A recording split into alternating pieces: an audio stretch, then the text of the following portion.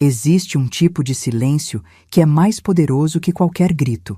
Um silêncio que não vem da falta de palavras, mas da escolha consciente de não desperdiçá-las. Aprendi isso no dia em que meu genro anunciou, na ceia de Natal, que eu seria internada num asilo na segunda-feira. E o que aconteceu 5 minutos depois desse anúncio mudou minha vida para sempre. Me chamo Margarete Almeida Silva.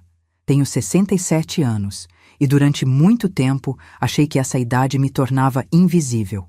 Achei que ser viúva, aposentada e mãe de uma filha adulta significava que minha vida já estava decidida, que meu papel era apenas existir nas bordas da história de outras pessoas. Mas eu estava errada. E essa é a história de como uma campainha, um advogado e uma decisão que tomei em silêncio me devolveram algo que eu havia perdido há muito tempo: minha dignidade. Era dia 24 de dezembro, véspera de Natal. Ribeirão Preto estava sufocante naquele final de ano, com aquele calor úmido que gruda na pele e torna tudo mais pesado. Eu havia passado o dia inteiro na cozinha, preparando a ceia de Natal, sozinha, como sempre. O peru tinha levado horas para assar. A farofa estava no ponto exato. O arroz à grega perfumava toda a casa. Tinha feito rabanada, salada de maionese, aquela sobremesa de abacaxi que minha filha Mariana sempre gostou. Gastei quase metade da minha aposentadoria naquele Natal. Comprei presentes para as crianças, para Mariana, até para André, meu genro. Um perfume importado que ele tinha mencionado semanas atrás. Achei que seria um gesto gentil. Achei que talvez, quem sabe, ele me visse de forma diferente, como alguém que se importa, como alguém que ainda existe. Arrumei a mesa com a toalha bordada que foi da minha mãe. Aquela toalha tinha mais de 50 anos, tinha passado por tantos natais, tantas ceias de família. Coloquei as velas nos castiçais de prata que ganhei no meu casamento. Ajeitei os guardanapos, verifiquei se os copos estavam sem manchas. Cada detalhe tinha sido pensado. Eu queria que fosse um Natal especial. Eu precisava que fosse. Às 8 da noite, todos sentaram à mesa. Mariana, minha filha de 35 anos, estava com aquela expressão cansada que se tornou permanente no rosto dela nos últimos anos. Ela mal olhou para mim quando sentou. André, meu genro de 37 anos, tinha aquele ar irritado de sempre, como se estar ali fosse um favor que ele estava fazendo. Isabela, minha neta de 4 anos, estava linda com o vestido vermelho que eu tinha dado de presente no aniversário dela.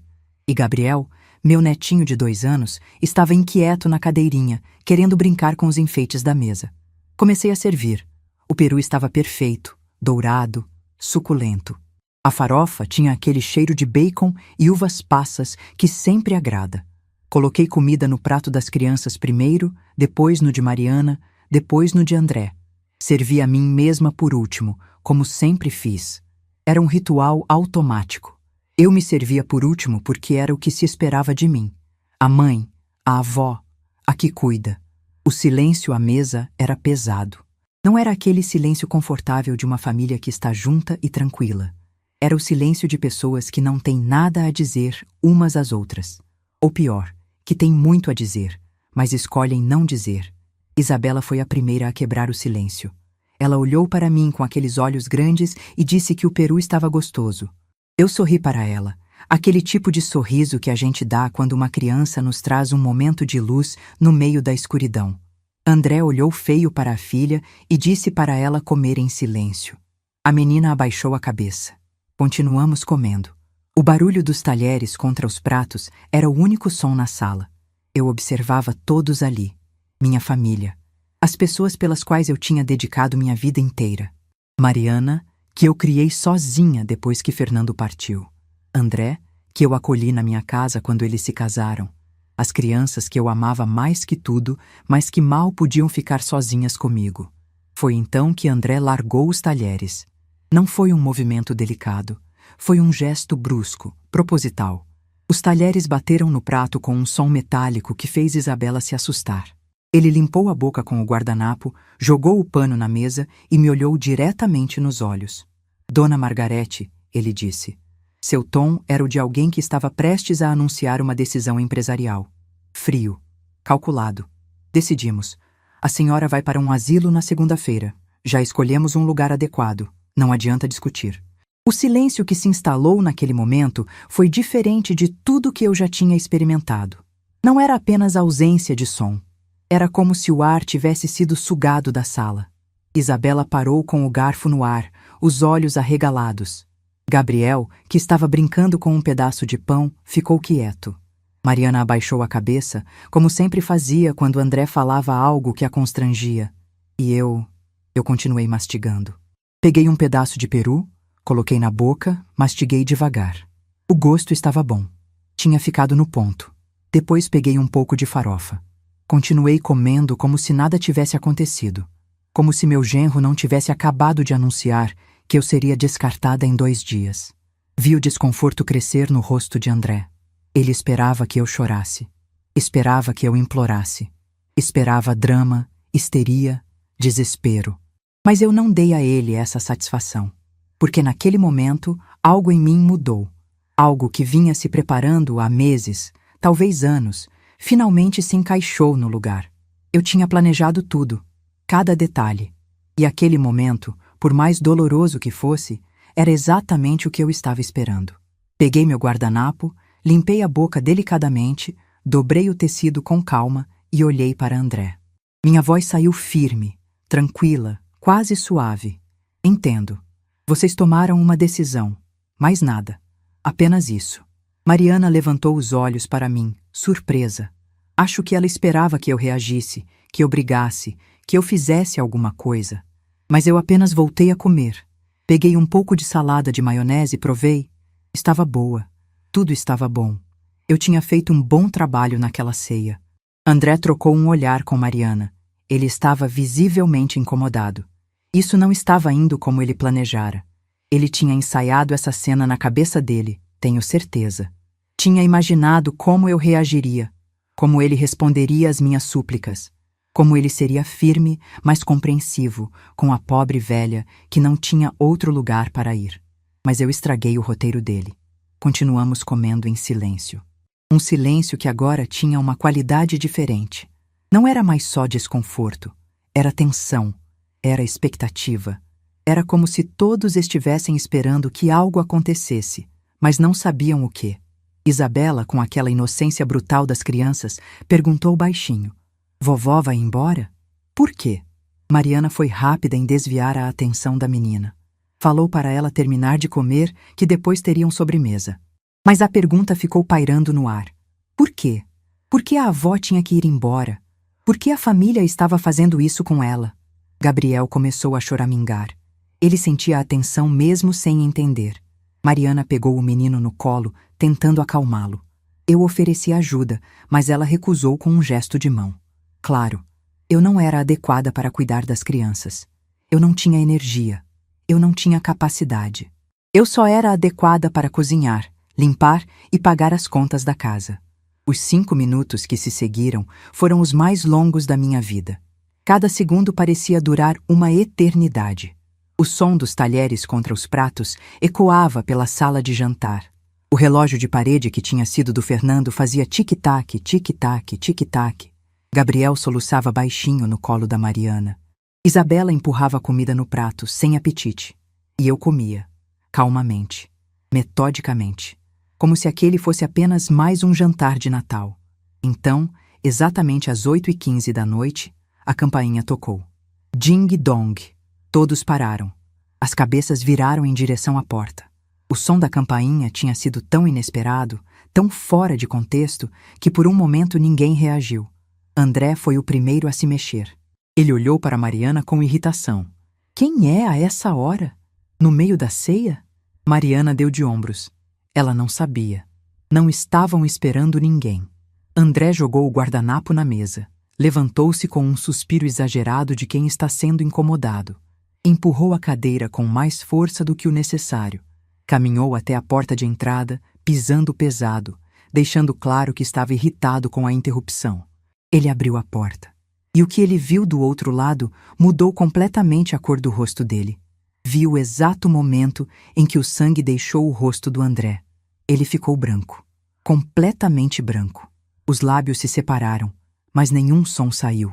As mãos, que seguravam a maçaneta, começaram a tremer visivelmente. Uma voz masculina, grave e educada, veio da porta. Boa noite. Sou o Dr. Eduardo Mendes, advogado. Vim entregar alguns documentos para a senhora Margarete Almeida Silva. Posso entrar? Mariana se levantou de um salto, quase derrubando Gabriel do colo. Ela olhou para mim com os olhos arregalados, confusa, assustada. Mãe, o quê? Quem é esse homem? Eu dobrei meu guardanapo calmamente, coloquei ao lado do prato e me levantei. Minha voz saiu firme, clara, sem nenhum traço de dúvida ou medo. Claro, Dr. Eduardo.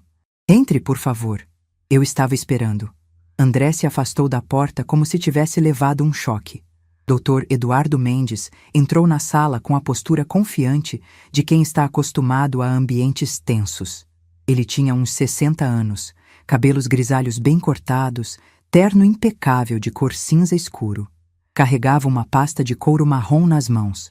Logo atrás dele entrou um homem mais jovem, de uniforme. Um oficial de justiça. A presença deles transformou completamente a atmosfera da sala. De repente, aquilo não era mais apenas um jantar de família que tinha dado errado. Era algo oficial, algo legal, algo sério. Boa noite, Dr. Eduardo disse, cumprimentando a todos com um aceno de cabeça educado. Peço desculpas por interromper a ceia de vocês, mas a senhora... Margarete solicitou que eu viesse hoje, neste horário específico. Há alguns documentos que precisam ser entregues. Mariana parecia estar em estado de choque. Ela me olhava como se estivesse vendo uma estranha. Mãe, o que está acontecendo? O que é isso? André tentou recuperar a compostura. Ele endireitou os ombros, cruzou os braços, assumiu aquela postura de autoridade que ele sempre usava quando queria intimidar alguém. Olha aqui, eu não sei que história a dona Margarete contou para o senhor, mas isso pode esperar até depois das festas, não? Estamos tendo um momento em família aqui. Dr. Eduardo olhou para André com aquela expressão neutra que advogados experientes dominam perfeitamente. Uma expressão que não demonstra nem simpatia nem antipatia, apenas profissionalismo absoluto. Senhor? André Augusto? Ele respondeu, como se o nome dele tivesse algum peso. Senhor André? Dr. Eduardo continuou, sua voz mantendo o tom educado, mas firme. Entendo que o momento não é ideal, mas a senhora... Margarete foi muito clara ao solicitar que os documentos fossem entregues hoje, durante o jantar de Natal, às 8h15 da noite. E como seu advogado, estou cumprindo exatamente o que minha cliente solicitou. Minha cliente. As palavras pairaram no ar. André e Mariana pareciam não conseguir processar. Como assim eu tinha um advogado? Como assim eu tinha planejado aquilo? Doutor. Eduardo abriu a pasta de couro e tirou alguns documentos. Ele olhou ao redor da sala, seus olhos pousando brevemente na mesa de Natal, nas crianças assustadas, na família congelada em vários estados de choque e confusão. Então, ele começou a falar. E cada palavra que saiu da boca dele foi como uma martelada no mundo que André e Mariana achavam que controlavam. Mas antes de contar o que estava naqueles documentos, antes de revelar o que aconteceu depois que o advogado entrou pela minha porta, vocês precisam entender como cheguei até ali. Porque essa história não começou naquele jantar de Natal. Ela começou muitos anos antes. Começou no dia em que percebi que, na minha própria casa, eu havia me tornado invisível. E que se eu não fizesse algo, desapareceria completamente. E o que eu fiz mudou tudo. Dr. Eduardo Mendes colocou a pasta de couro sobre a mesa de jantar, bem ao lado do peru que eu tinha passado a manhã inteira preparando. Suas mãos eram firmes, precisas, enquanto organizava os documentos. André estava de pé, tentando manter aquela postura de homem no controle, mas eu via o tremor nas mãos dele. Mariana segurava Gabriel no colo, os olhos indo de mim para o advogado, tentando entender o que estava acontecendo. A casa localizada na Rua das Acácias, número 247, Dr. Eduardo começou, sua voz clara e profissional. É de propriedade exclusiva da senhora Margarete Almeida Silva, conforme a escritura registrada em cartório no dia 15 de junho de 1998. Enquanto ele falava, minha mente voltou para aquele dia de junho, 27 anos atrás. Fernando e eu, sentados na mesa do cartório, assinando os papéis da casa própria. Ele segurou minha mão e sussurrou. Nossa casa, Marga. Finalmente nossa. Eu tinha 40 anos. Ele tinha 42. Tínhamos economizado durante 10 anos para dar aquela entrada. A casa não era grande, não era luxuosa, mas era nossa. Fernando morreu naquela casa 13 anos depois. Espera, espera. André levantou a mão, tentando interromper. Eu sei que a casa está no nome dela. Óbvio que eu sei. Mas somos família. A gente mora aqui há 8 anos. 8 anos, ele mesmo confirmou. 8 anos durante os quais aquela casa deixou de ser minha e se tornou deles. 8 anos durante os quais eu fui me tornando uma intrusa no único lugar que deveria me pertencer. Dr. Eduardo não se abalou com a interrupção. Continuou como se André não tivesse falado. O fato de residirem no imóvel não altera os direitos de propriedade. A senhora Margarete é a única titular legal. Foi numa terça-feira de março que Fernando partiu. Eu me lembro porque era dia de feira no bairro, e ele tinha prometido me acompanhar para carregar as sacolas. Estávamos assistindo ao jornal depois do jantar, quando ele levou a mão ao peito. Seus olhos se arregalaram, não de dor, mas de surpresa, como se não pudesse acreditar no que estava acontecendo. Marga, foi a última palavra dele. Ele tentou se levantar, deu 2 passos em direção à cozinha e desabou. O som do corpo dele batendo no chão foi o som mais alto que já ouvi na vida. Parecia que o mundo inteiro tinha caído junto. Parada cardíaca fulminante. Foi o que o médico do SAMU disse quando chegou. Ele colocou a mão no meu ombro e falou aquelas palavras que todo mundo fala. Ele não sofreu. Foi rápido. Como se rapidez tornasse a ausência mais suportável. Fiquei viúva aos 54 anos. Mariana tinha 22 e estava no último ano da faculdade de nutrição. De um dia para o outro, me vi completamente sozinha com uma filha que ainda dependia de mim para tudo. Mas a senhora não pode simplesmente nos expulsar. A voz de Mariana me trouxe de volta. Ela tinha lágrimas escorrendo pelo rosto. Gabriel chorava no colo dela, sentindo o desespero da mãe. A gente não tem para onde ir. A gente tem 2 crianças. Isabela me olhava com aqueles olhos grandes e assustados. Vovó! A menina tentou falar, mas André a cortou. Isabela, vai brincar no seu quarto. Agora. Ela não é obrigada a sair. Eu disse calmamente. É minha neta. Pode ficar. Foi a primeira vez em 8 anos que contrariava André diretamente. Vi a surpresa no rosto dele. Mas era tarde demais para ele me intimidar. Aquele tempo tinha acabado. Dr. Eduardo continuou, impassível. A senhora Margarete está exercendo seu direito previsto no Código Civil de retomar a posse exclusiva do imóvel. Uma notificação de desocupação está sendo entregue neste momento. Ele estendeu um documento para André. O papel ficou ali, suspenso no ar. André não se mexeu para pegá-lo. O oficial de justiça deu um passo à frente e colocou o documento sobre a mesa. Fernando deixou a casa quitada. Deixou também uma pequena economia e o seguro de vida. Não era muito, mas não era pouco. Continuei dando aulas de matemática na escola estadual, onde trabalhava havia 20 anos. Todos os dias, acordava às 5:30 da manhã, me arrumava e ia ensinar adolescentes que, na maioria das vezes, não queriam aprender. Mas eu não podia parar. Mariana precisava terminar a faculdade.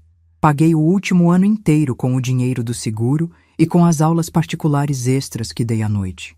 No dia da formatura dela, 3 anos depois que Fernando partiu, sentei na plateia com o coração apertado de orgulho e saudade. Orgulho da minha filha. Saudade do homem que deveria estar ali ao meu lado para ver aquele momento.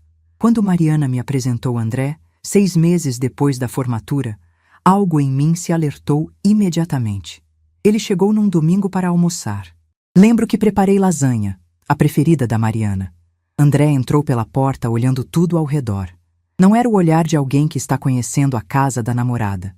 Era o olhar de alguém que está avaliando um imóvel, calculando, medindo, precificando. O aperto de mão dele foi forte demais, ensaiado. Dona Margarete, ele disse com um sorriso que não alcançou os olhos. É um prazer conhecer a senhora. Mariana fala tanto da senhora. Eu sorri de volta. Tentei gostar dele. Tentei ignorar aquele aperto no peito que me dizia que alguma coisa estava errada. 30 dias, Dr. Eduardo disse agora, sua voz cortando minhas memórias como uma lâmina. Vocês têm 30 dias para desocuparem o imóvel. 30 dias? André explodiu. A senhora está de brincadeira. Não dá para encontrar uma casa, fazer mudança, resolver tudo em 30 dias. O senhor me deu até segunda-feira, eu disse calmamente. 2 dias para eu arrumar minha vida inteira. 30 dias parece generoso, não parece?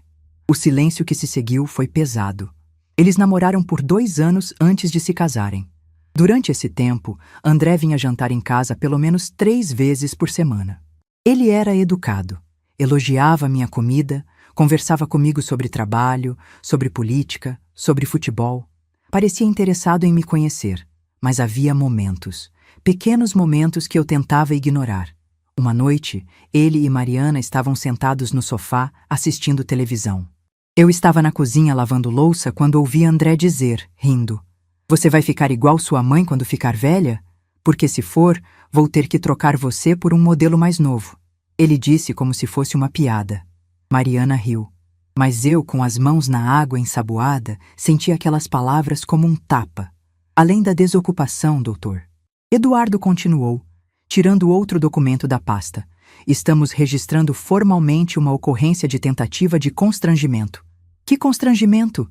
André avançou um passo. "Do que vocês estão falando?" "A tentativa de enviar a senhora Margarete, contra sua vontade expressa, para uma instituição de longa permanência, pode configurar constrangimento ilegal, conforme artigo 146 do Código Penal." Artigo 146. Constrangimento ilegal. Pena de 3 meses a 1 ano. Eu tinha decorado aquele artigo. Tinha lido dezenas de vezes durante as consultas com o Dr. Eduardo. Precisava saber exatamente em que base legal estava pisando. Quando Mariana e André anunciaram o noivado, ofereci minha casa para morarem. Não porque eles pediram, mas porque parecia o certo a fazer. Eram jovens, estavam começando. Precisavam economizar. E eu, que tinha ficado tantos anos sozinha naquela casa depois que Fernando partiu, achei que seria bom ter companhia novamente. "Vocês podem morar aqui quanto tempo for necessário", eu disse naquele dia, com um sorriso genuíno. "Até se estabelecerem." Mariana me abraçou forte. "Obrigada, mãe. Você é a melhor mãe do mundo." Aquele abraço foi a última vez que senti que minha filha realmente me via. Eles se mudaram 3 semanas depois do casamento. No começo, realmente parecia que ia funcionar. Dividíamos as tarefas da casa. Jantávamos juntos. Conversávamos. Eu contava histórias sobre Fernando para André, tentando fazê-lo parte da família. Ele escutava, fazia perguntas, parecia interessado. Mas cerca de 6 meses depois, as coisas começaram a mudar. "Isso é ridículo." André estava vermelho agora. A voz dele tinha subido 2 oitavas. "Eu não forcei nada. Eu só fiz uma sugestão. A gente estava tentando pensar no melhor para ela." "Não adianta discutir", eu disse, repetindo as palavras exatas dele. "Não foram essas suas palavras meia hora atrás, André?" Foi Mariana quem trouxe o assunto pela primeira vez. Uma tarde, ela entrou na cozinha enquanto eu preparava o jantar. Sentou-se à mesa e ficou me olhando por um tempo antes de falar. "Mãe", ela começou, hesitante. "André e eu estávamos conversando. E a gente acha que talvez seja a hora de você pensar em simplificar sua vida." "Simplificar?" Eu tinha as mãos na massa do bolo, mas parei para olhar para ela.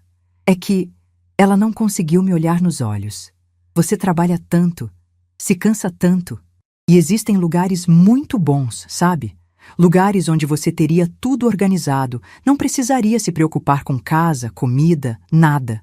Demorou alguns segundos para eu entender o que ela estava sugerindo. "Você está falando de um asilo." "Não é asilo, mãe. É residencial para pessoas da terceira idade. São lugares lindos, modernos. Você teria companhia da sua idade, atividades. Eu tenho 57 anos, Mariana. Não estou morta. Ainda trabalho. Ainda dirijo. Ainda..." "Eu sei, mãe." A voz dela saiu irritada agora. "André só acha que seria melhor para você. Para todos nós. Para todos nós. Não para mim. Para todos nós. Como se eu fosse um problema que precisava ser resolvido." "Senhora Margarete", Dr. Eduardo disse, se dirigindo a mim diretamente agora. "A senhora gostaria de acrescentar algo antes de eu prosseguir?" Eu olhei para Mariana. Para minha filha, que tinha crescido naquela casa, que tinha aprendido a andar naquele corredor, que tinha comemorado todos os aniversários naquela sala, que eu tinha criado sozinha, com todo o amor que tinha no peito. Só uma coisa, eu disse calmamente. Quero que minha filha saiba que eu não estou fazendo isso por raiva. Estou fazendo porque finalmente entendi que amor não pode ser mendigado. Dignidade não é opcional. E ninguém, nem mesmo família, tem o direito de me tornar invisível na minha própria vida. Isabela nasceu 4 anos atrás numa manhã de primavera.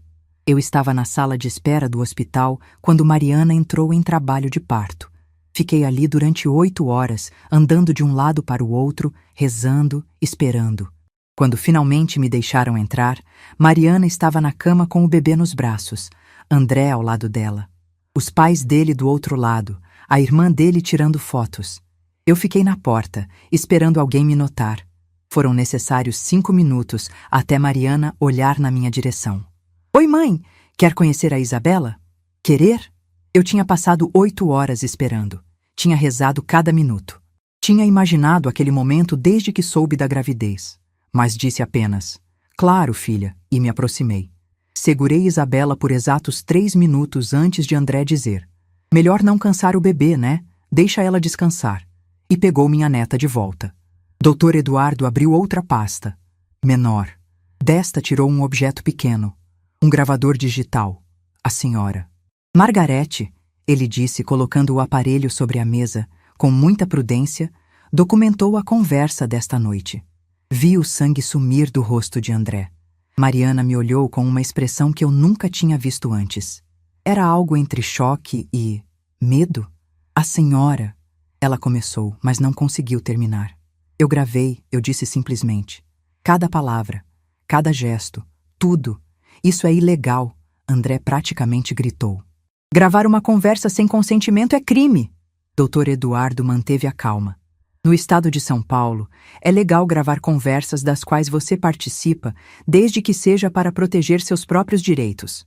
A senhora Margarete estava protegendo seus direitos fundamentais. Ele apertou o play. A voz de André encheu a sala. Dona Margarete, decidimos. A senhora vai para um asilo na segunda-feira. Já escolhemos um lugar adequado. Não adianta discutir. Seguiu-se minha resposta, calma, serena. Entendo. Vocês tomaram uma decisão. Dr. Eduardo pausou a gravação. Decidimos. Já escolhemos. Não adianta discutir. Essas palavras caracterizam imposição, não sugestão. Gabriel nasceu 2 anos depois de Isabela. Dessa vez, eu nem sequer tentei entrar na sala de parto. Fiquei na recepção do hospital, sozinha, esperando uma mensagem. A mensagem chegou 3 horas depois do parto. É menino. Gabriel. 3,2 quilos. Está tudo bem. Está tudo bem. Como quem dá notícias sobre o resultado de um exame de rotina. Mas houve um momento, 2 semanas antes daquele Natal, que quase mudou tudo. Quase desisti. Quase guardei o telefone do advogado e aceitei meu destino. Foi numa manhã de domingo. Acordei cedo e fui fazer café. André estava na cozinha, o que era raro. Geralmente ele dormia até tarde nos fins de semana. Ele me viu e pela primeira vez em anos sorriu. Um sorriso que parecia genuíno. Dona Margarete, ele disse, com uma voz suave que eu não conhecia. Senta aqui, vamos conversar.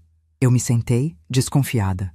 Eu sei que às vezes sou duro com a senhora, ele começou, mexendo no café. Mas é porque me preocupo, de verdade. A senhora merece descansar. Merece não ter preocupações. Aqueles lugares para idosos que a gente estava falando são bons, de verdade. A senhora teria cuidados, companhia, tudo organizado. Ele falava olhando nos meus olhos. Parecia sincero. Por um segundo. Um único segundo maldito. Eu quase acreditei. Quase peguei o telefone e cancelei a reunião que tinha com o doutor Eduardo naquela tarde. Quase. Então, ele adicionou, voltando a mexer no café. E seria bom para Mariana também. Ela se estressa tanto se preocupando com a senhora. Não comigo, com o incômodo que eu causava. E foi ali que eu soube. Não podia vacilar. Não podia recuar. Porque aquela conversa não era sobre me ajudar. Era sobre me remover. Como a senhora pôde fazer isso? André me olhava agora com ódio puro. Nos gravar? Nos trair assim? Eu não traí ninguém, eu respondi calmamente. Eu me protegi. Há uma diferença. Dr. Eduardo guardou o gravador. Os documentos ficam com os senhores. Meu cartão está junto. Qualquer dúvida, entrem em contato com meu escritório. 30 dias. Ele se preparou para sair. O oficial de justiça o acompanhou. Eles caminharam até a porta. Antes de sair, doutor. Eduardo se virou para mim e acenou com a cabeça. Um gesto de respeito. A porta fechou. E nós 4 ficamos ali. Eu, Mariana, André. E as crianças, testemunhas silenciosas do desmoronamento da única família que conheciam. Mãe, Mariana tentou mais uma vez. Por favor. Eu me levantei, peguei meu prato, levei até a pia, lavei com calma. Cada movimento era deliberado, controlado. Meu. Depois fui até meu quarto. Fechei a porta, deitei na cama. E pela primeira vez em 8 anos, dormi sem medo. Porque tinha descoberto algo fundamental. Silêncio não é fraqueza, é escolha. E às vezes, a escolha mais poderosa que podemos fazer é parar de implorar por um lugar que já nos pertence. Acordei na manhã seguinte às 6 da manhã, como sempre. A luz de dezembro entrava pela janela do meu quarto, quente e clara. Fiquei deitada por alguns minutos, olhando para o teto, ouvindo os sons da casa. Vozes abafadas vindo do quarto de Mariana e André. Gabriel chorando. Isabela pedindo café da manhã. Sons de uma família em crise. Levantei-me, vesti meu hobby e fui até a cozinha. Fiz café. O cheiro encheu a casa, como sempre enchia. Coloquei pão na torradeira. Tirei a manteiga da geladeira.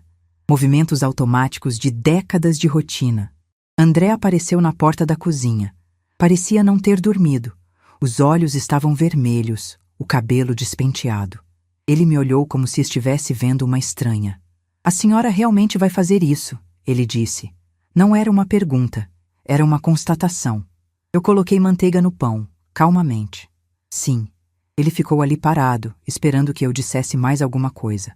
Esperando que eu explicasse, que eu me justificasse, que eu voltasse atrás. Mas eu não disse nada. Apenas mastiguei meu pão e tomei meu café. Depois de 1 minuto, ele voltou para o quarto. Mas aquela decisão, aquela calma toda, não tinha sido construída da noite para o dia. Tinha sido construída ao longo de meses. Meses de planejamento cuidadoso, meses de decisões tomadas em silêncio. Tudo começou há 3 anos, quando me aposentei. Era uma sexta-feira de abril, quando assinei os papéis da aposentadoria. 35 anos lecionando matemática. 35 anos acordando às 5:30 da manhã. 35 anos tentando ensinar adolescentes desinteressados sobre equações e geometria. A diretora da escola fez uma festa pequena para mim. Bolo, refrigerante, algumas professoras amigas. Foi tudo muito gentil. Mas quando cheguei em casa naquela tarde, me senti estranha, vazia, como se tivesse perdido meu propósito. Entrei pela porta e a casa estava em silêncio. André e Mariana trabalhando. As crianças na creche. Fui até meu quarto, sentei na cama e chorei. Não de tristeza, mas de alívio. Porque pela primeira vez em décadas, eu não precisava acordar cedo no dia seguinte. Não precisava corrigir provas. Não precisava fingir entusiasmo por coisas que deixaram de me importar há anos. Mas o alívio durou pouco. 2 dias depois, André veio conversar comigo. Dona Margarete, ele disse, sentando-se à mesa da cozinha onde eu tomava café.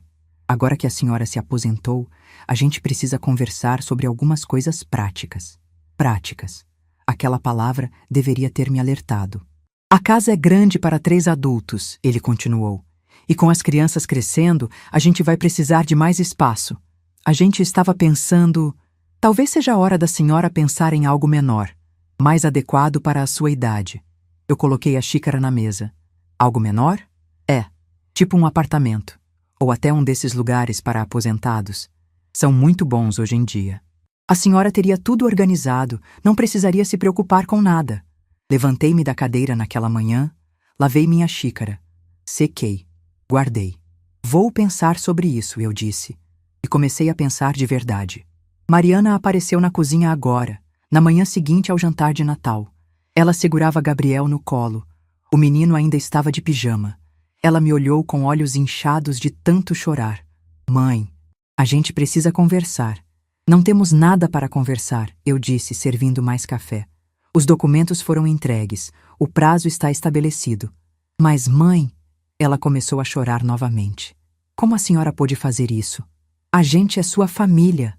Eu parei, coloquei a cafeteira na mesa, olhei para minha filha, para a mulher que eu tinha carregado no ventre por 9 meses, que eu tinha amamentado, que eu tinha ensinado a andar, a falar, a ler.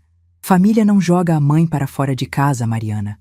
Família não planeja internar a avó num asilo sem nem perguntar se é isso que ela quer. Família não trata ninguém como um problema a ser resolvido. Foi uma semana depois daquela conversa com André, há 3 anos, que comecei a procurar apartamentos. Não contei para ninguém. Acordava cedo, como se ainda fosse trabalhar, mas em vez de ir para a escola, ia visitar imóveis. Pequenos apartamentos no centro da cidade, estúdios, kitnetes, lugares que cabiam dentro do orçamento que eu tinha. Visitei 12 apartamentos em 3 semanas. No 13º, eu soube. Era um apartamento pequeno no centro de Ribeirão Preto. 10º andar de um prédio antigo, mas bem conservado. Tinha uma sala, um quarto, uma cozinha americana e um banheiro. 50 metros quadrados de espaço que seria completamente meu. A corretora que me acompanhava era uma mulher jovem, de uns 30 anos. Enquanto me mostrava o apartamento, ela falava sem parar sobre localização, valorização, infraestrutura. Mas eu não estava prestando atenção. Estava parada na varanda pequena, olhando a cidade lá embaixo. As pessoas andando, os carros passando, a vida acontecendo. E pela primeira vez em anos, me senti livre. Quanto? Eu perguntei. A corretora parou de falar e me disse o valor. Era exatamente o que eu tinha economizado ao longo dos últimos anos. Cada centavo que sobrava da minha aposentadoria. Cada valor das aulas particulares que ainda dava esporadicamente. Eu compro, eu disse.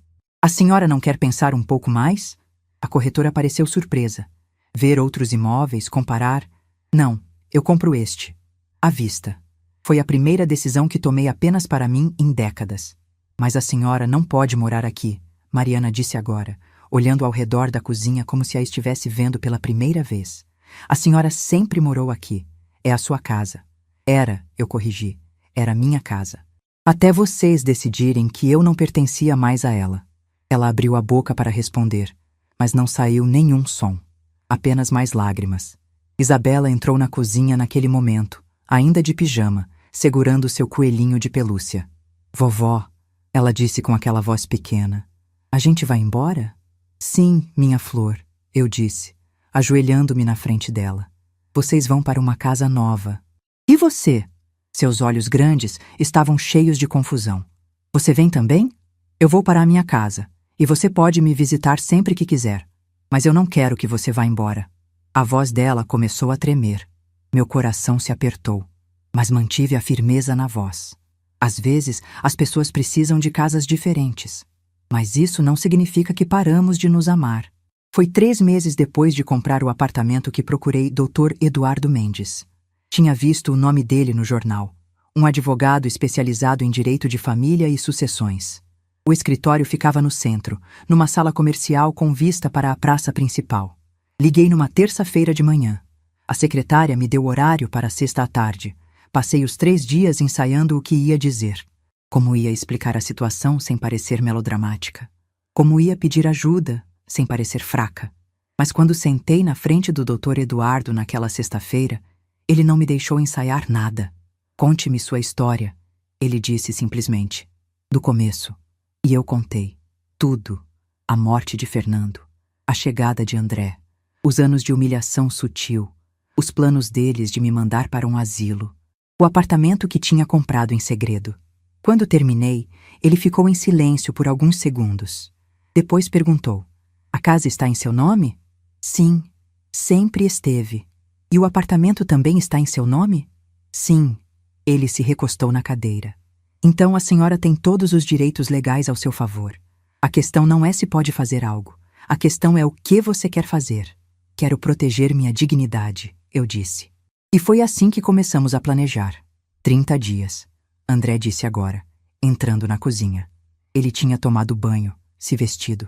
Tentava recuperar alguma aparência de controle. A gente não consegue encontrar uma casa, fazer mudança, resolver tudo em 30 dias. Vai ter que conseguir, eu disse calmamente, servindo café para Isabela. A senhora está sendo cruel. A voz dele tinha uma raiva contida, fria. Eu parei. Olhei para ele, e pela primeira vez não abaixei os olhos. Cruel é planejar se livrar de alguém no meio da noite. Cruel é tratar um ser humano como um móvel velho. Cruel é fazer uma mulher se sentir invisível na própria casa durante 8 anos. Não venha me falar de crueldade, André. Dr. Eduardo passou 3 sessões apenas me ouvindo, fazendo perguntas, tomando notas. No nosso quarto encontro, ele apresentou um plano.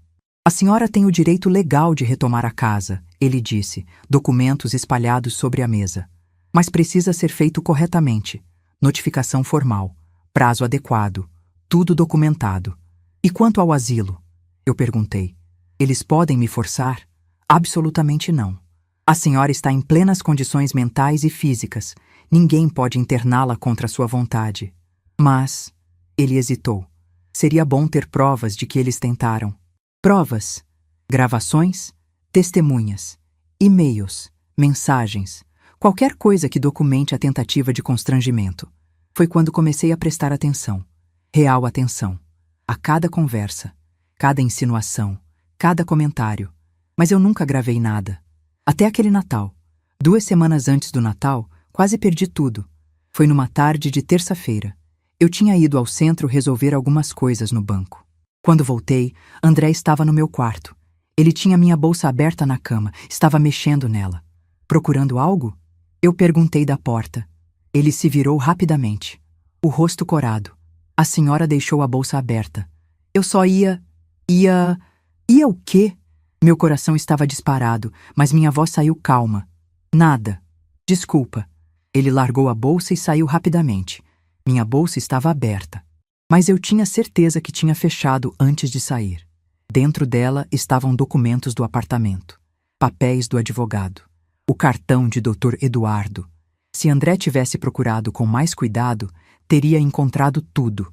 Foi quando soube que precisava acelerar o plano. Na semana seguinte, fui a uma loja de eletrônicos no shopping. Um lugar grande, movimentado, onde ninguém me conhecia. Procuro um gravador, eu disse ao vendedor, um rapaz jovem de uns 20 e poucos anos. Para gravar aulas? Ele perguntou, me mostrando alguns modelos. Algo assim, eu menti. Precisa ser discreto. Pequeno. Ele me mostrou um gravador digital do tamanho de um isqueiro. Grava até 8 horas. Memória interna. Bateria de longa duração. Levo este, eu disse. Quando saí da loja com aquele aparelho no bolso, senti um misto de poder e medo. Poder porque finalmente tinha uma arma. Medo porque sabia que usar aquela arma mudaria tudo para sempre. Vocês sabem quanto custa aluguel? André estava dizendo agora, a voz subindo. Vocês sabem o quanto a gente vai ter que pagar? Eu sei exatamente quanto custa, eu respondi. Porque eu paguei esta casa durante anos. Sozinha. Depois que Fernando morreu. Trabalhando todos os dias. E nunca cobrei 1 centavo de aluguel de vocês. Mas nós somos família. Ele bateu a mão na mesa. As xícaras tremeram. Isabela se assustou e começou a chorar. Mariana pegou a filha no colo. Mãe, por favor, olha o que você está fazendo com as crianças. Eu não estou fazendo nada com as crianças, eu disse calmamente. Vocês é que decidiram fazer este drama na frente delas. Vocês é que decidiram usar minhas netas como escudo emocional. Na manhã de 24 de dezembro, véspera de Natal, acordei às 5 da manhã. Não consegui dormir a noite inteira. Fiquei deitada pensando em tudo que tinha planejado, em tudo que estava prestes a acontecer. Levantei-me, tomei banho, me arrumei, vesti um vestido simples, mas bonito, azul marinho. O mesmo vestido que tinha usado na formatura de Mariana. Fui até a cozinha e comecei a preparar a ceia. O peru, a farofa, o arroz, as saladas. Trabalhei durante horas. Cada movimento era automático. Mas minha mente estava longe. Estava pensando no gravador que tinha escondido na gaveta do meu quarto. Estava pensando na ligação que tinha feito para Dr. Eduardo 2 dias antes. Véspera de Natal, às 8h15 da noite, eu tinha dito: ele vai dizer algo. E eu preciso que o senhor esteja pronto. O senhor tem certeza? Dr. Eduardo tinha perguntado. Natal é um dia delicado.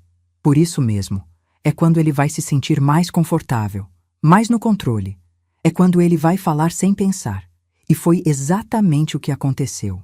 Agora, na manhã do dia 26, olhei para André e Mariana ali na minha cozinha. Olhei para as crianças confusas. Olhei para a casa onde tinha vivido por quase 30 anos e não senti nada além de alívio. Vocês têm 29 dias, eu disse, olhando o relógio na parede. Sugiro que comecem a procurar apartamentos hoje mesmo. O mercado de aluguel está aquecido nesta época do ano. A senhora vai se arrepender disso, André disse, a voz baixa e ameaçadora. Um dia você vai precisar da gente. E não vamos estar aqui. Eu sorri. Foi um sorriso genuíno, talvez pela primeira vez em anos. André, eu disse suavemente, eu nunca tive vocês realmente aqui. Tive 2 pessoas morando na minha casa, usando meu espaço, gastando meu dinheiro, mas nunca tive família. Então não posso perder o que nunca tive. Ele não tinha resposta para isso. Peguei minha xícara, lavei, sequei, guardei. Depois fui até meu quarto. Sentei na cama, abri a gaveta da mesinha de cabeceira. Lá dentro estava a chave do meu apartamento. Pequena, dourada, brilhante. A chave da minha liberdade. Segurei aquela chave na mão por um longo tempo, pensando em tudo que tinha planejado, em tudo que tinha arriscado, em tudo que estava prestes a ganhar. E pela primeira vez em 8 anos, sorri pensando no futuro, porque tinha descoberto algo fundamental. Você não precisa ser cruel para ser forte. Não precisa ser agressiva para ter poder. Às vezes, a maior força está em simplesmente parar de aceitar migalhas. Às vezes, a maior revolução é silenciosa. E a minha revolução tinha apenas começado. Os dias que se seguiram ao jantar de Natal foram os mais tensos que já vivi. A casa estava carregada de um silêncio pesado, interrompido apenas por conversas sussurradas e portas batendo. André mal olhava para mim. Mariana não parava de chorar. E as crianças sentiam tudo, mesmo sem entender completamente. Na manhã do dia 27, 3 dias depois do jantar, acordei com o som de vozes alteradas vindo da sala. Olhei o relógio. 7h15 da manhã. Vesti meu hobby e fui ver o que estava acontecendo. André estava ao telefone. A voz dele ecoava pela casa. Como assim 2.500? Por aquele apartamento minúsculo? Ele andava de um lado para o outro, nervoso. Não, não dá. A gente não tem esse dinheiro. Tem algo mais barato? Ele desligou o telefone e o jogou no sofá. Quando me viu parada na porta da sala, seu rosto se contorceu. Satisfeita? Ele cuspiu as palavras. Os aluguéis estão absurdos. A gente não consegue pagar nada decente. Tudo por causa da senhora. Eu não respondi. Apenas fui até a cozinha fazer meu café. Ele me seguiu. A senhora não pode fazer isso com a gente, ele disse, a voz tentando soar firme, mas saindo desesperada. Nós temos 2 crianças. Isabela vai começar na escola no ano que vem. Gabriel ainda é bebê. Como a gente vai explicar para eles que precisamos mudar por causa da avó? Expliquem a verdade. Eu disse calmamente, colocando água para ferver. Que vocês tentaram se livrar da avó e ela se defendeu. Isso é distorcer tudo. A voz dele subiu 1/8. A gente não queria se livrar da senhora. A gente queria o melhor para a senhora. No melhor para mim não incluiria minha opinião?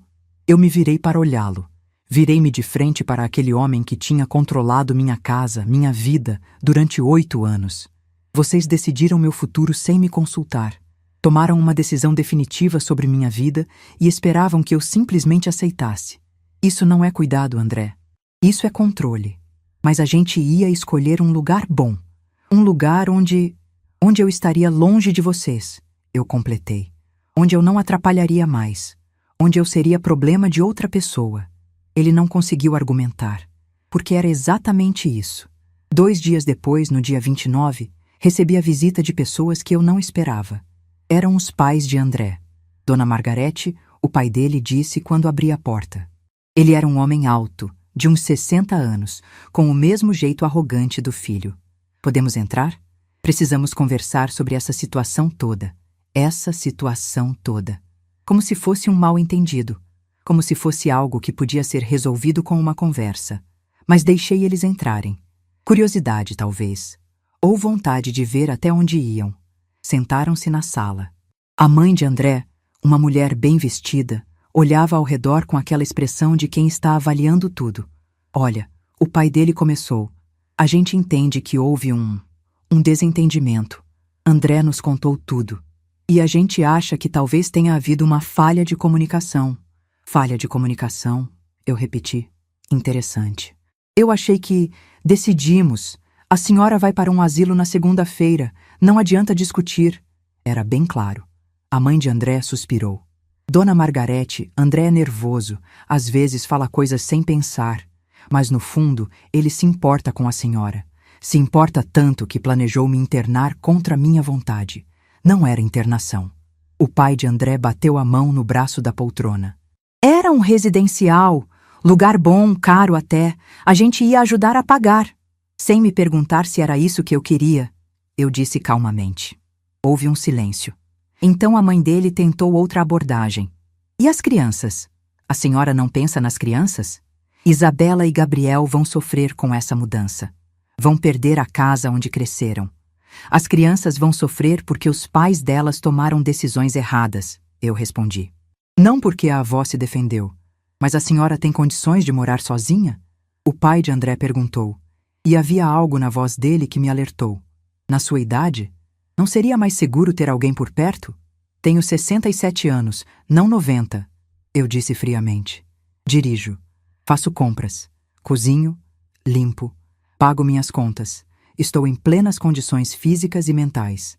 Qualquer insinuação contrária será rebatida com laudos médicos, se necessário. Vi o momento em que eles entenderam. Eu não era uma velha confusa que podia ser manipulada. Era uma mulher que tinha se preparado para cada argumento. Eles saíram meia hora depois, sem ter conseguido nada. Foi no dia 2 de janeiro, uma semana após o Natal, que Mariana tentou a última cartada emocional. Ela entrou no meu quarto sem bater. Eu estava organizando algumas roupas, separando o que levaria para o apartamento. Mãe, ela disse, a voz tremendo. Eu preciso te contar uma coisa. Sentou-se na minha cama. As mãos tremiam. Eu estou grávida. Meu coração deu um salto. Olhei para ela, tentando ler seu rosto, tentando ver se era verdade ou manipulação. 3 meses, ela continuou. Descobri antes do Natal, mas não tinha contado para ninguém ainda. E agora? Agora a gente vai ter que mudar, procurar apartamento, se preocupar com dinheiro. Tudo isso grávida. Por causa da senhora. Ela começou a chorar. Soluços que sacudiam o corpo inteiro. E por um momento, apenas um momento, senti minha resolução vacilar. Porque era minha filha, porque ela estava grávida, porque seria meu terceiro neto. Mas então lembrei. Lembrei de todas as vezes que Mariana tinha ficado em silêncio quando André me humilhou. Lembrei de todas as vezes que ela concordou que eu deveria simplificar minha vida. Lembrei que ela tinha concordado com o plano de me mandar para um asilo. Parabéns pela gravidez, eu disse calmamente. Mas isso não muda nada, Mariana. Vocês ainda têm 22 dias para sair. Como a senhora pode ser tão fria? Ela me olhou com raiva agora. Seu próprio neto. Seu próprio sangue. Meu próprio sangue que vocês queriam afastar de mim, eu respondi. Meu próprio sangue que eu mal podia segurar no colo. Não venha me falar de família agora, Mariana. Vocês perderam esse direito. Ela saiu do quarto batendo a porta. E eu voltei a organizar minhas roupas, as mãos tremendo, o coração apertado, mas a decisão inabalada. No dia 10 de janeiro, vi André carregar caixas para dentro de um caminhão de mudança. Eles tinham encontrado um apartamento, menor, mais caro, mais longe do trabalho deles. Mas era o que conseguiram no prazo. Fiquei na varanda assistindo. Não com satisfação, mas com a certeza de que tinha feito o correto. Dona Márcia, minha vizinha, apareceu ao meu lado. Segurou minha mão. Você foi muito forte, ela disse baixinho. Muita gente não teria coragem. Não foi coragem, eu respondi. Foi necessidade. Quando você não tem escolha, descobre forças que não sabia que tinha. Vi Isabela sendo colocada no carro. Ela olhou para mim pela janela. Levantou a mãozinha, acenando. Eu acenei de volta, o coração se partindo, mas não recuei. À tarde, quando o caminhão saiu, a casa ficou em silêncio. Um silêncio diferente. Não era mais o silêncio pesado da tensão. Era o silêncio do vazio. Entrei. Andei pelos cômodos. O quarto que era de Mariana e André estava vazio. O quarto das crianças, vazio. A sala, vazia de tudo que era deles. Pela primeira vez em 8 anos, a casa era só minha de novo. Sentei-me no sofá. Naquele mesmo sofá onde tinha sentado com Fernando para assistir televisão por décadas. Naquele mesmo sofá onde tinha ninado Mariana bebê. E chorei. Não de arrependimento, mas de alívio, de libertação, de luto pelo que poderia ter sido e nunca foi. Chorei por tudo que tinha perdido, mas também por tudo que tinha recuperado. 2 dias depois, no dia 12, vendi a casa. O comprador era um casal jovem, com um bebê. Eles adoraram a casa. Ofereceram o preço que pedi sem pechinchar. Quando assinamos o contrato no cartório, a mulher me olhou e disse: "A senhora deve ter tantas memórias aqui." "Muitas", eu respondi. "Boas e ruins. Mas é hora de vocês criarem as suas." E foi. No dia 15 de janeiro, 3 semanas após aquele jantar de Natal, me mudei para meu apartamento. Levei apenas o essencial: roupas, livros, fotografias, a toalha bordada da minha mãe, o relógio que foi do Fernando. Dona Márcia me ajudou. Ela carregou caixas, organizou a cozinha, montou minha cama. Quando terminamos, já era noite. Sentamos na varanda pequena do apartamento, olhando a cidade lá embaixo. "Como você se sente?" ela perguntou. "Livre", eu respondi. Pela primeira vez em anos, livre. Foi 3 dias depois da mudança que Mariana apareceu. Toquei a campainha do apartamento às 3 da tarde. Quando abri a porta, ela estava lá. Sozinha, sem André, sem as crianças. "Posso entrar?" ela perguntou, a voz pequena. Deixei. Ela entrou, olhou ao redor. O apartamento era pequeno, mas eu tinha organizado com carinho. Tinha flores na mesa, tinha fotos nas paredes, tinha luz entrando pelas janelas. "É bonito aqui", ela disse baixinho. "Obrigada." Houve um silêncio longo. Então ela falou: "Eu sinto muito." Eu não respondi. Apenas esperei. "Eu deveria ter te defendido." Ela continuou, as lágrimas começando a cair. "Deveria ter dito não quando André sugeriu o asilo. Deveria ter percebido o quanto a gente te magoou. Mas eu não quis ver. Era mais fácil concordar com ele do que enfrentar." Ela olhou para mim. "Era mais fácil te perder do que arriscar meu casamento." Aquela confissão, por mais dolorosa que fosse, era a verdade. "Você me escolheu", eu disse calmamente. "Escolheu seu marido, escolheu sua conveniência, escolheu não enxergar. E eu tive que me escolher, porque ninguém mais ia fazer isso por mim." "Eu sei", ela sussurrou. "Eu sei. E eu entendo se você nunca me perdoar." "Perdoar não é o problema, Mariana", eu disse. "O problema é confiar. Você quebrou algo em mim. E não sei se isso pode ser consertado. Mas podemos tentar?" Ela perguntou desesperada. "Com tempo? Podemos pelo menos tentar?" Olhei para minha filha, para a mulher que eu tinha criado, para a mãe das minhas netas e do bebê que estava crescendo dentro dela. "Podemos", eu disse finalmente. "Mas será diferente. Será nos meus termos, com meus limites, com o meu ritmo." Ela acenou com a cabeça, limpando as lágrimas. "E as crianças?" ela perguntou. "Elas perguntam por você todos os dias." Meu coração se apertou. "Pode trazê-las para me visitar, mas com horário marcado. E com respeito. Isso não é negociável." "Está bem", ela disse. "Está bem." Ela ficou mais alguns minutos.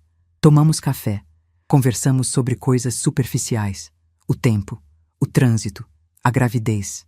Quando ela saiu, abracei-a na porta. Não era o abraço de antes. Não era o abraço de mãe e filha que compartilham tudo.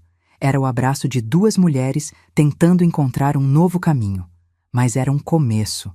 Naquela noite, sozinha no meu apartamento, fiz chá de camomila. Sentei na varanda, olhei as luzes da cidade. E pela primeira vez em 8 anos, não senti que estava escondida no meu próprio quarto. Não senti que estava tentando ocupar menos espaço.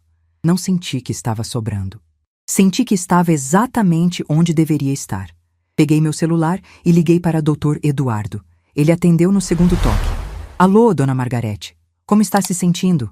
"Livre, Dr. Eduardo", eu disse. completamente livre. Ele riu do outro lado da linha. A senhora foi muito corajosa. Não é fácil fazer o que a senhora fez. Não foi coragem, eu disse, repetindo o que tinha dito para Dona Márcia. Foi sobrevivência. Mas obrigada. Por tudo. Foi um prazer ajudá-la a recuperar sua vida, ele disse. Quando desliguei, olhei ao redor do meu apartamento. Pequeno, simples, mas completamente meu. E entendi algo fundamental. Liberdade não é ter muito espaço. É ter o espaço que você escolhe. Dignidade não é ser amado. É ser respeitado. E força não é gritar. É saber quando o silêncio diz mais que 1000 palavras. Aquele jantar de Natal tinha destruído uma família, mas tinha construído algo novo, algo mais honesto, algo mais real. E pela primeira vez em décadas, eu estava vivendo minha própria vida. Não a vida que outros esperavam de mim. Não a vida que era conveniente para outros. Minha vida, nos meus termos, com minha dignidade intacta. E isso valia mais que qualquer casa, qualquer reconciliação fácil, qualquer ilusão de família perfeita. Porque tinha aprendido a lição mais importante. Você não pode controlar como as pessoas te tratam, mas pode controlar quanto tempo você permite que isso continue. E meu tempo de aceitar migalhas tinha acabado. Os primeiros meses no meu apartamento foram como aprender a respirar de novo. Acordava de manhã e por alguns segundos ficava desorientada, procurando os sons que costumavam marcar minhas manhãs. O choro de Gabriel, os passos pesados de André, as reclamações sobre café frio. Mas havia apenas silêncio. Meu silêncio. E aos poucos, aprendi que silêncio não é vazio. É espaço. Espaço para pensar, para sentir, para ser. Foram 6 meses até André aparecer de novo. Era uma tarde de maio. Eu estava na varanda lendo quando a campainha tocou. Quando abri a porta, ele estava lá. Mais magro, mais velho, cansado. Posso entrar? Ele perguntou, sem aquela arrogância de antes. Deixei. Mais por curiosidade do que por generosidade. Ele entrou, olhou ao redor do apartamento, viu as plantas que eu tinha colocado perto da janela, as fotos nas paredes, os livros organizados na estante pequena. É acolhedor aqui, ele disse, como se a palavra lhe custasse esforço. Obrigada. Houve um silêncio longo. Ele mexia as mãos, nervoso.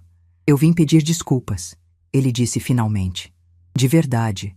Não porque Mariana me mandou, mas porque eu finalmente entendi o que fiz. Olhei para ele, esperando. Eu tratei a senhora como se fosse um problema, ele continuou, a voz falhando. Como se fosse um peso. E não era. A senhora estava na sua própria casa, pagando suas próprias contas, vivendo sua própria vida. E eu quis te apagar, porque era mais fácil do que reconhecer que estávamos vivendo às suas custas. Aquela confissão me pegou de surpresa. Não pelas palavras, mas pela sinceridade nelas. Você sabe por que fez isso? Eu perguntei. Ele pensou por um longo tempo. Porque eu cresci achando que pessoas mais velhas eram peso. Meus pais sempre falavam dos avós deles como fardo. E quando casei com Mariana e viemos morar aqui, eu trouxe isso comigo. Mas estava errado. E demorei muito para ver. Você machucou profundamente, André. Eu disse calmamente. Não apenas a mim, mas à sua esposa, aos seus filhos. Você ensinou suas crianças que idosos são descartáveis. Eu sei, ele disse, e havia lágrimas nos olhos dele agora. E estou tentando desfazer isso. Isabela pergunta por você todos os dias, e eu conto histórias sobre você, sobre como você é forte, sobre como você nos ensinou dignidade. Isso não apaga o que aconteceu, eu disse. Eu sei, mas é um começo? Olhei para aquele homem que tinha tentado me apagar e vi algo diferente. Não perdão imediato, mas possibilidade. É um começo, eu concordei. Ele saiu poucos minutos depois, mas algo tinha mudado. Não em mim, mas na possibilidade de reconstrução. Foi 3 semanas depois que Mariana me ligou. Eram 2 da manhã. Mãe, ela disse, a voz tensa. Estou em trabalho de parto. Você pode vir? Meu coração disparou. Vesti-me em 5 minutos. Peguei um táxi. Cheguei no hospital em 15 minutos. Mariana estava na sala de parto. André ao lado dela. Quando me viram entrar, algo nos olhos deles mudou. Mãe, Mariana estendeu a mão. Fica comigo? Fiquei. Segurei sua mão durante cada contração. Limpei seu suor. Sussurrei palavras de encorajamento.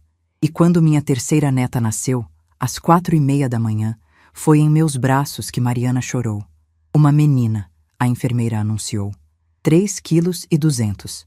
Como vão chamar? Eu perguntei. Mariana olhou para André. Ele assentiu. Beatriz, ela disse, em homenagem à minha avó, sua mãe. Meu coração se apertou, porque aquele nome carregava história, carregava memória, carregava um pedido silencioso de perdão. É lindo, eu disse, segurando o bebê pela primeira vez. Bem-vinda, Beatriz. Naquela maternidade, às 5 da manhã, algo se curou. Não completamente, mas o suficiente para recomeçar. Os meses seguintes foram de reconstrução lenta. Mariana me visitava toda semana com as crianças. Isabela corria para meus braços quando chegava. Gabriel, agora com 2 anos e meio, aprendia a me chamar de vovó de novo. E Beatriz crescia nos meus colos, nos domingos de manhã. Mas eu tinha estabelecido limites, claros, firmes. Eles vinham quando eu convidava. Não apareciam sem avisar. Respeitavam meus horários, minha rotina, meu espaço, e funcionava. André também mudou.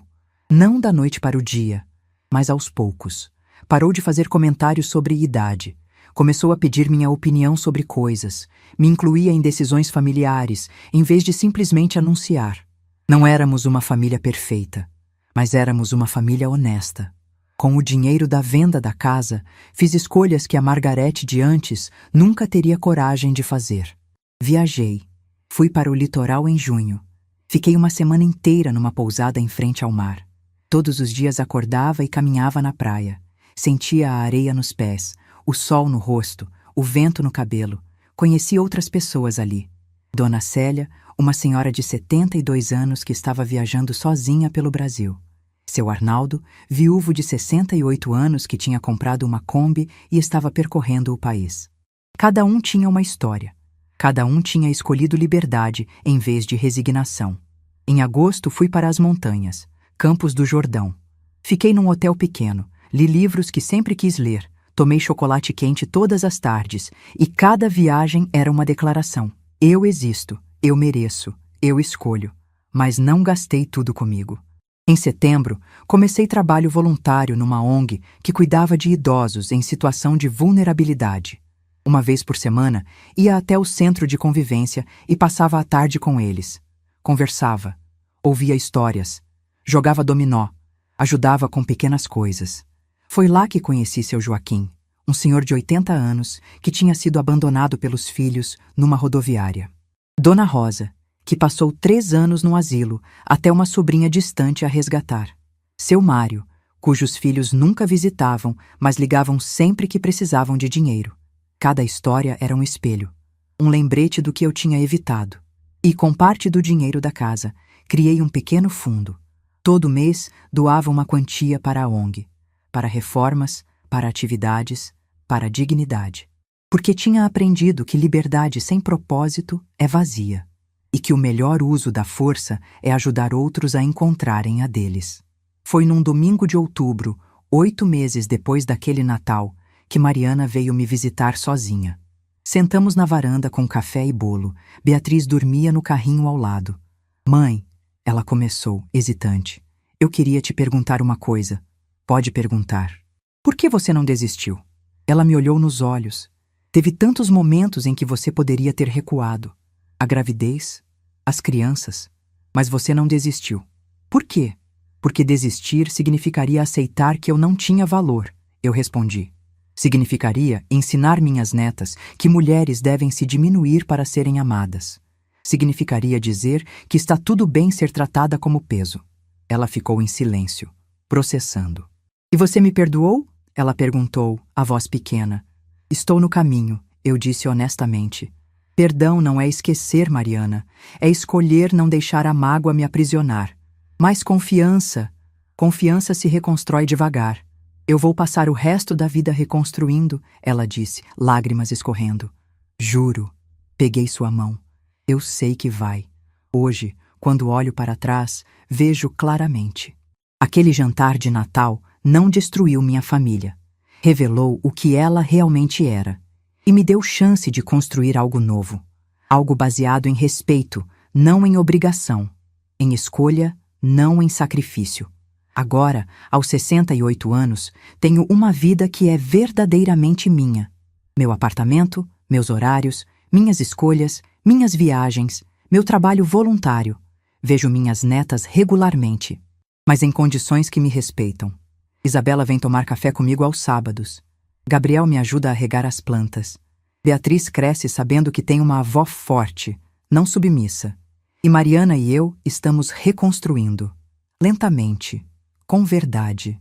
André me respeita, não porque se tornou santo, mas porque aprendeu que não tem escolha, que dignidade não é negociável.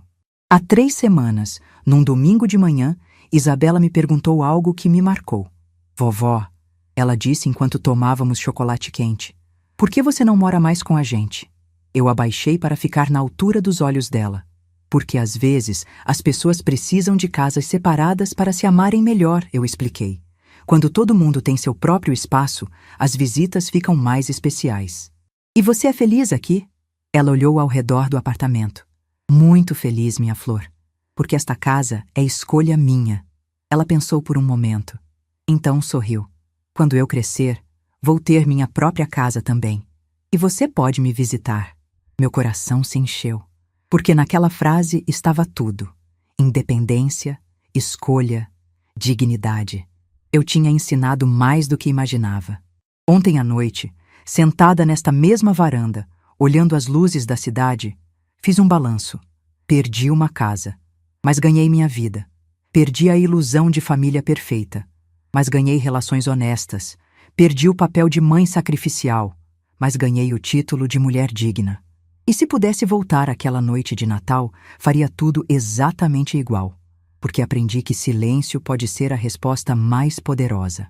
Que dignidade não se pede, se exige. Que amor verdadeiro respeita, não sufoca. Que nunca é tarde para escolher você mesma. E que quando uma campainha toca no momento certo, não traz apenas um advogado, traz a possibilidade de recomeçar, de ser vista, de existir plenamente. Hoje tenho 68 anos. Não sei quantos anos ainda terei, mas sei que cada dia que tenho pela frente será vivido nos meus termos. Com minha dignidade intacta, com minhas escolhas respeitadas. E isso, descobri, vale mais que qualquer coisa. Se essa história tocou seu coração, deixe seu like, se inscreva no canal e comente aqui embaixo. No meu lugar, o que você faria? Sua mensagem pode iluminar o dia de alguém.